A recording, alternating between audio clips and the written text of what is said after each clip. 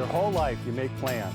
Plans to find that someone special and plans to work toward retirement.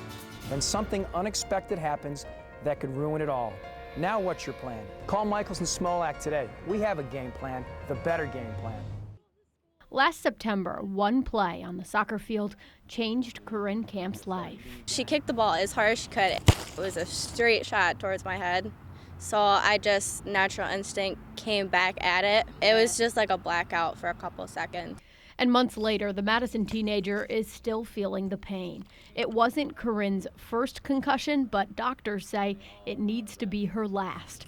After that head injury, doctors diagnosed the then 16-year-old with post-concussion syndrome. In the last 12 months, she has suffered from intense migraines and short-term memory loss. The health problems may stick with her for the rest of her life, and they've kept her off the soccer field and out of school for the past year. It's like everything that I worked so hard for was just taken away from me in a second. And it was heartbreaking. Well, studies show for girls, soccer is one of the most dangerous sports when it comes to head injuries. Their brains are still developing. They're not done at her age. And this is something she is going to have to deal with for the rest of her life. And, as a parent, it's been hard to, because you want to just fix it. Studies show more than half of the athletes who suffer a head injury return to sports too soon, which can cause even more trauma for a young brain. Just last month, the state passed a new concussion law that would bench an athlete for at least 24 hours, and they have to be cleared by a doctor before getting back in the game.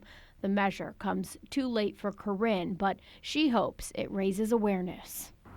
It's not something to be taken lightly at all. It's something that needs to be brought to people's attention because it's difficult.